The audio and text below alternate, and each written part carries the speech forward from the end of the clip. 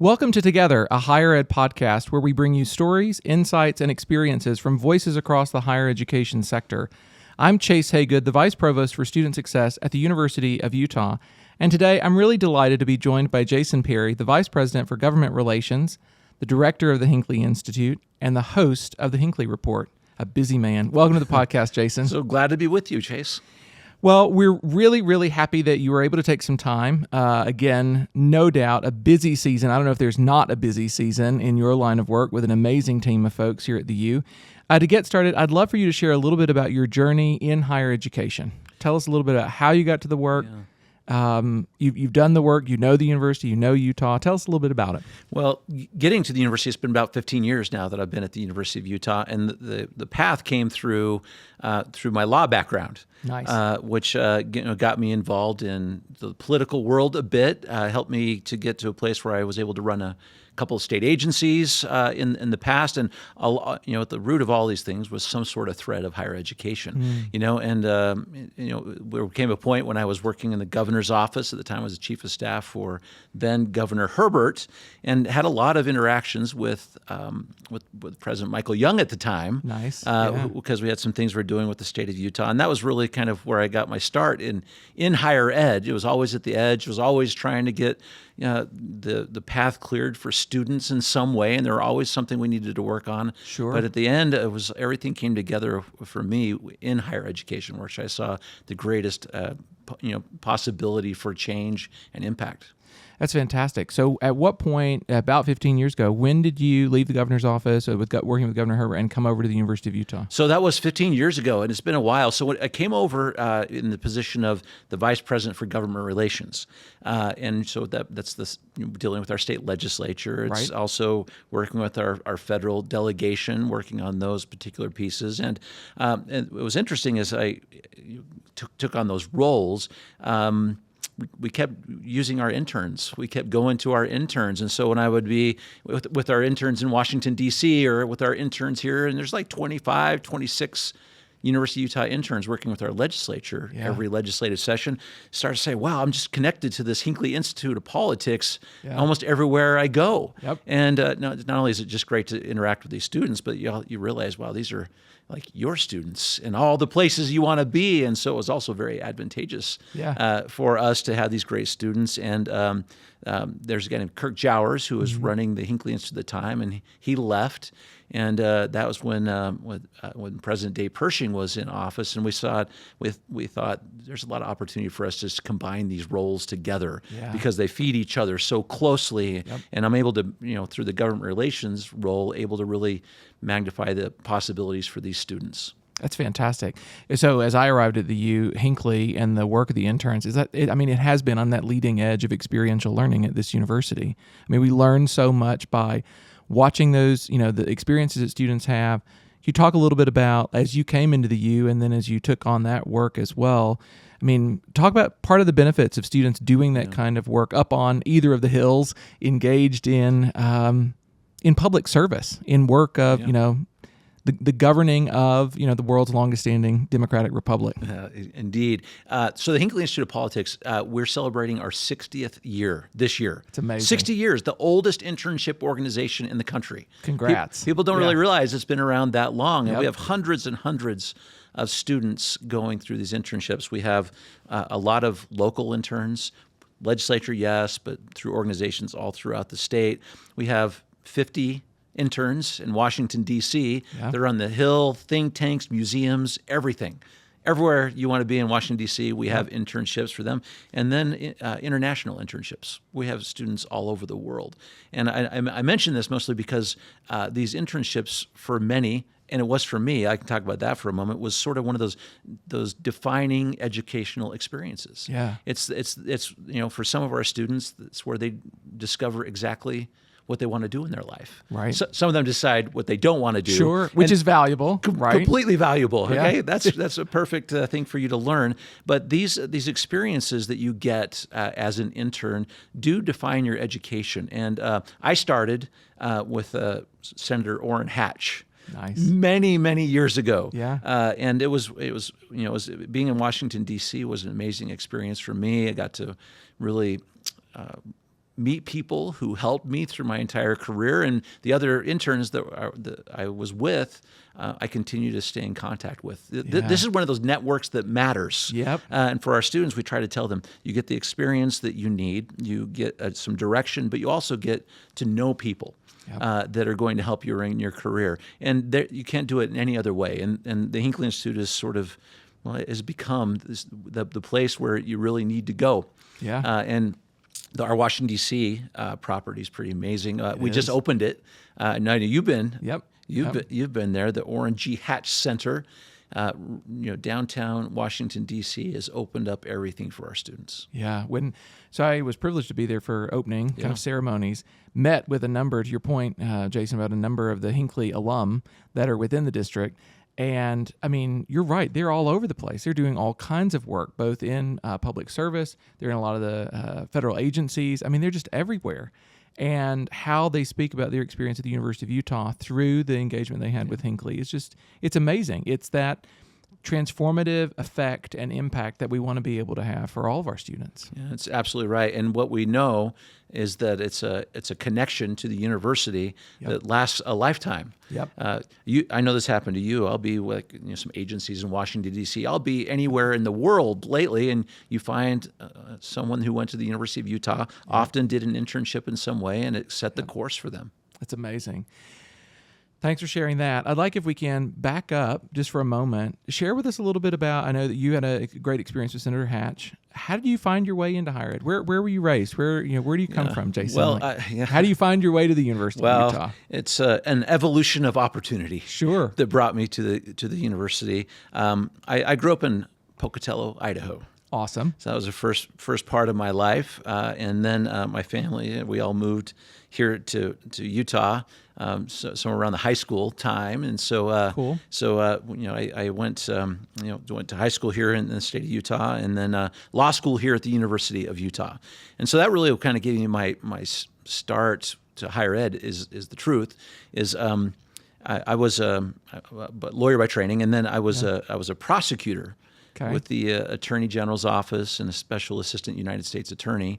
And I had some experience. This is how it gets to higher ed, but mostly focusing on just how critical good policy is. So that's my story is you have to have people to understand what the levers of government are and what happens when you pull them, which is what we try to do for the students. Yep. Okay, there is power in knowing the process. And as a young attorney is how I first started interacting with the legislature. I was able to work on a bill as a young lawyer that had immediate impact when it comes to internet crimes.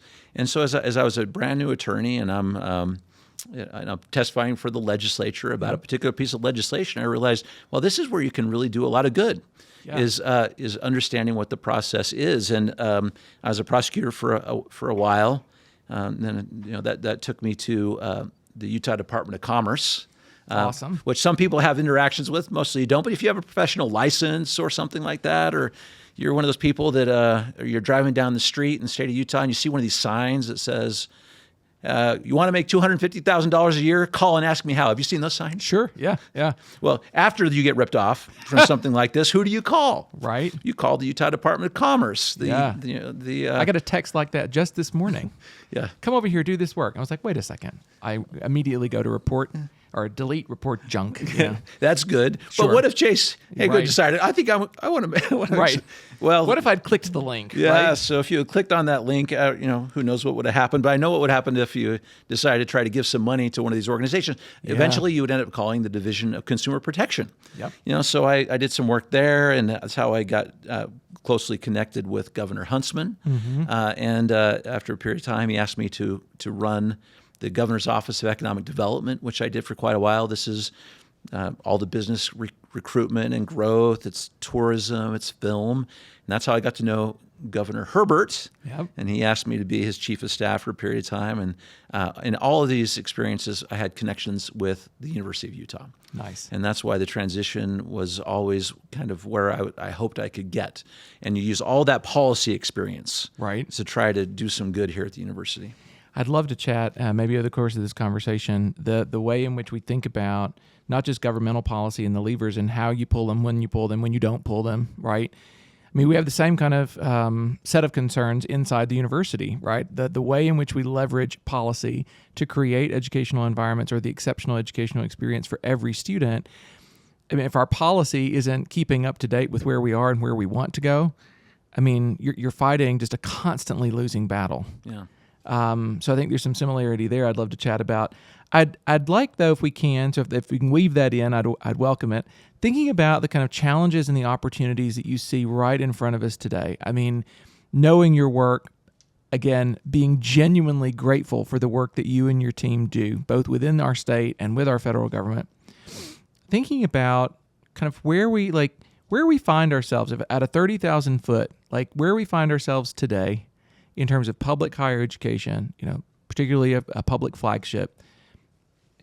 What do you make of it, Jason? Like the state of and top, challenges that wake you up in the middle of the night, and where you see opportunities for us to do really good, impactful kind of things as we go forward.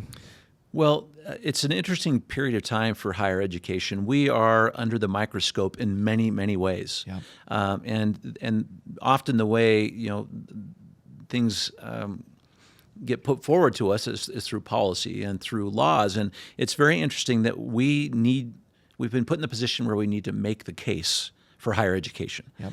It's not just here in the state of Utah. It's something that's happening around the country. And there is a great case to be made. But it involves a lot of time, a lot of personal relationships, and a lot of opportunity that only come through those things to help people understand, and it is to this policy side, is you can be upset about this particular thing, or I don't like what's happening on university in this particular area, but helping to expand the vision beyond those things that are concerning, because there is so much good happening here on our campus. Yeah. What do you think it takes kind of widening that aperture out? I mean, is it I hear you say, is it relationship? Is it a combination of all those things of not only goodwill, but of also demonstrating return on investment or impact? Is it a combination of things that help folks see, oh, I might not like that one feature, but it isn't really a flaw. It's a feature of a larger kind of ecosystem. Yeah, so it's a little bit of all those things. Well, I'll give you just a couple examples. And it does start with relationships. Most of life does. Yeah. And you have to have the opportunity, someone that's willing to let you tell the story, to give the examples. When you start talking about the University of Utah, for example, is first one of the largest employers in the state of Utah. So it's a place where a lot of good is happening, but also a lot of economic activity. And legislators do, apart from other things, they do often consider it return on investment. Sure. If the state of Utah gives us $1, what are we going to do with it? Turns out the University of Utah does a great job. Yeah. We turn it into many dollars, a lot through health sciences, through research that's happening here, through grants that are coming in. And being able to explain that to legislators has been exceptionally helpful. I'll tell you, President Randall is someone who has become a resource for the legislature. And I think that he's helping us to tell our story because the legislature does not have to listen. They don't have to ask questions. They can do what they would like. But even though there's some still challenging things we're working through right now, the door is open, which has not always been the case. Sure. But it definitely is right now. And so when you start talking about telling our story, you look through health sciences, you look through cancer research, what's happening with education, our social work programs. There are a lot of things that we're doing right here that are critical to the state of Utah. And so we have to tell that story, and we have to help people understand. You can shut down something in this place, or you can say we don't want to fund something in this place, but there is a ramification, maybe in a place that you do care about. Right. And I think our legislature is listening to those to a considerable degree, because the University of Utah, and I'm serious when I say this, apart from all the difficulties we're having and some of the legislation we're still trying to work through, the University of Utah has turned that corner where we are seen as a resource now in a way that I haven't seen for a very long time. It's awesome. And no doubt a lot of hard work that goes into that in terms of building the relationships, sustaining the relationships, explaining that message. I want to follow up on one thing I heard you say there, and it's something that we've talked about a little bit on this podcast, and it's the way in which we think about, at least from my perspective, I'm interested to hear what you think of it, the way we think about listening as a key to leadership, right? The notion that because I hear you describe it, Jason. It's like we've got legislators, any number of stakeholders, alums, donors, students as a constituency group, faculty and staff. Our ability to articulate, first of all, what it is that we're trying to, convince somebody else of, or say like, this is what my sincerely held belief is, right? Here it is. Whatever the topic, hot or not. But the ability then to bank on the fact that the other person across the aisle or across the coffee table is willing to listen.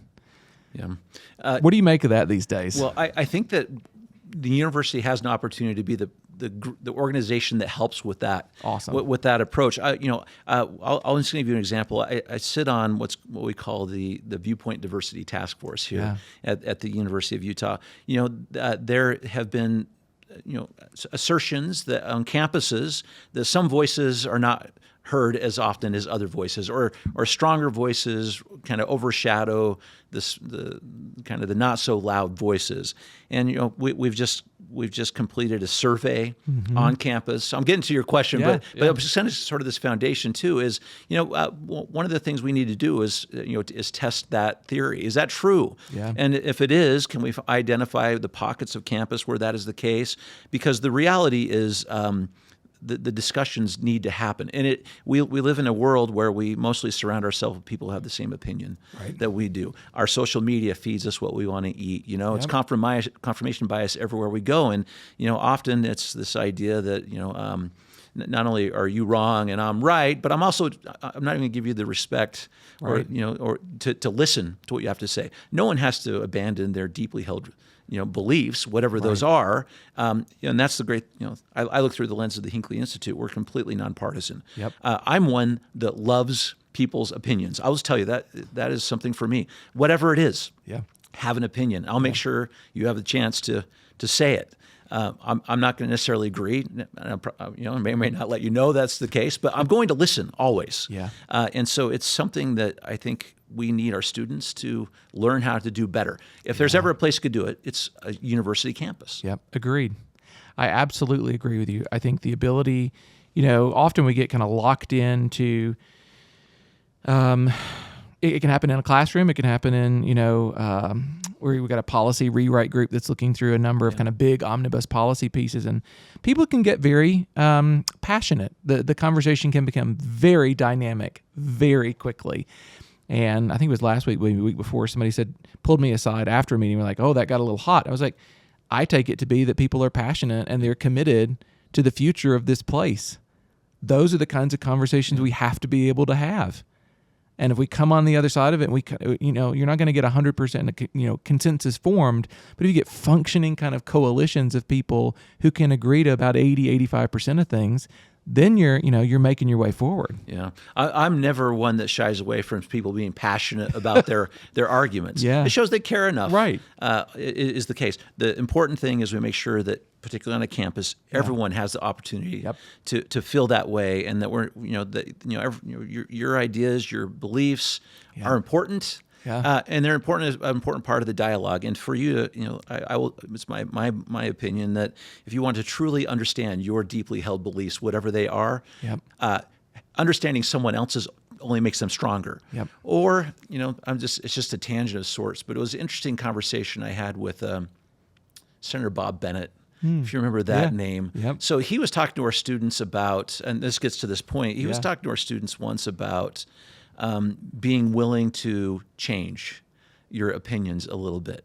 And he said to our students at the time, to a pretty direct question that was someone that disagreed with him, he said, it's important to have those deeply held beliefs, but hold them tentative. Sure. That was his word. I mean, I'll think about what that means a little bit, but the idea is, you have to be willing to be, to have your mind changed with certain facts or research or things like this. Is, hey, have your beliefs, be strident about them, but sometimes you might just learn from someone that may just change your opinion a little bit, or something you might understand a little bit. If we're not listening, that'll never happen. Yeah. What I hear you describe there, Jason, is like being on the quest to be human. Like, what is it to be human?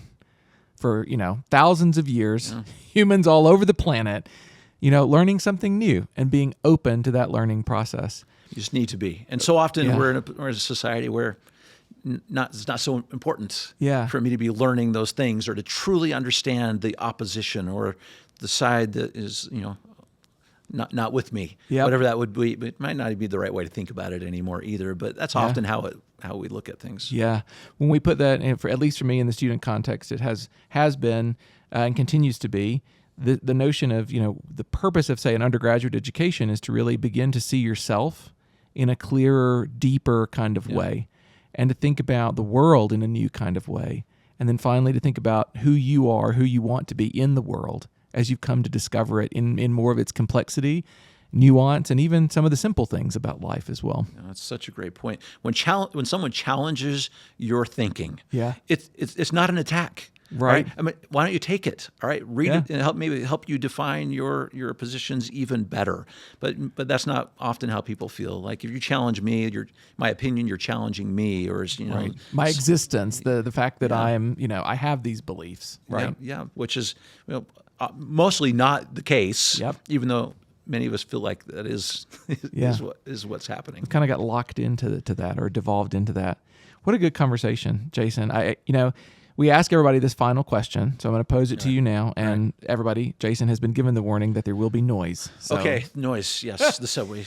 So here's the question we ask everybody. Like, we want to think about how do we make change, be it, in a large democratic society, within leading, institutions, organizations, and the like. And, you work with so many people across so many different sectors, including higher ed. But legislative, but also small businesses, large businesses, people in the other parts of the public sector, private sector, and the like. As from where you sit, from the work that you've seen, from the things that you've done, from things that you've experienced over the course of your career, how do we go about making the kind of change that's lasting, and how do we go about doing it together? Let me start with this. Often when we're not happy with the situation, not happy with the policy, the law, the approach, our tendency is to disengage. And I'm going to say it's the exact opposite that we need for lasting change. I talk to our students, all right, you might not like who's in power right now. You still need to show up. You need to vote. You need to stay engaged. And that's a hallmark of the Hinckley Institute of Politics. Lasting change comes from people who stay committed. Yeah. All right. This what often doesn't happen is you say, I'm just disheartened by the whole thing. I'm disillusioned, so I will disengage. What the world needs is people who are more engaged, not less. You want lasting change? Stay engaged. I love it. I think it applies to all kinds of folks. It does. Jason, thank you for being here today. Viewers, listeners, this has been Together. Join us next time.